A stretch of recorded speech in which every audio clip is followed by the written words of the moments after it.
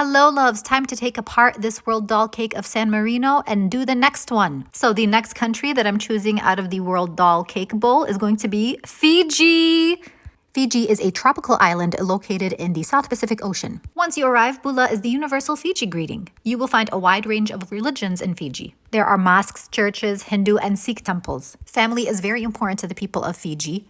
There is a hierarchy of chiefs that presides over villages, clans, and tribes. The official languages are English, Fijian, and Hindustani. So the traditional attire was loincloths for men and grass skirts for women. But when I was Googling a lot of images, this is something that came up often. It's called a tapa cloth, and it's usually worn on formal occasions. It has similar patterns as what you see there, but you will find more women nowadays wearing something called a chamba. Kind of looks like a long summer dress with different patterns, but I wanted to stick more with the traditional wear. Fiji's arts and crafts reflect local adaptations of their Polynesian and Melanesian heritage. Men and women's crafts are separate. If you have more information, please comment below and tag someone you know who is from Fiji.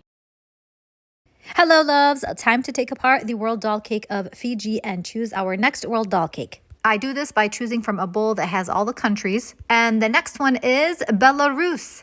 Belarus is a country in Europe. The official language is Belarusian, but Russian is also spoken widely. Belarus is predominantly rural with several large cities, and it's known as a farming country. Food-wise, the dishes they have are not very different from those of people in other Eastern European cultures. Some popular dishes include borscht, which is a soup, and machanka.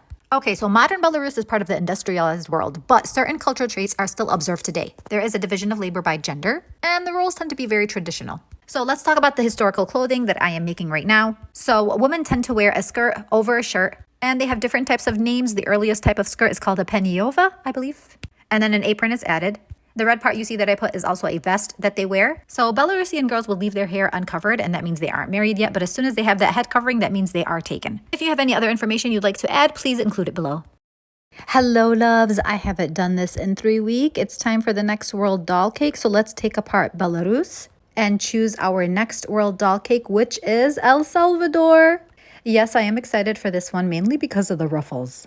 Okay, so El Salvador culture is a fusion of Spanish and Native American cultures that began during colonial times. So Salvadorans are very family-oriented, and family life is super important to them. It is common for the elderly not to live alone. Usually they move in with one of their kids, and families tend to live near each other. Religion is super important, with Catholicism in particular holding a profound influence. Some widespread traditional festivities include Easter week, the August vacations, the Santa Ana festival, and the San Miguel Carnival. Spanish, of course, is the main language for El Salvador, and El Salvador's arts and crafts are a vibrant reflection of its rich culture. Now, as for clothing, the typical costumes that are worn depend on the department that you belong to. Now, from what I was reading, there was 10 different types, so I wasn't sure which one I chose, but many of them look similar with a blouse and a long ruffled skirt. These are typically worn in many of the festivities that take place in El Salvador.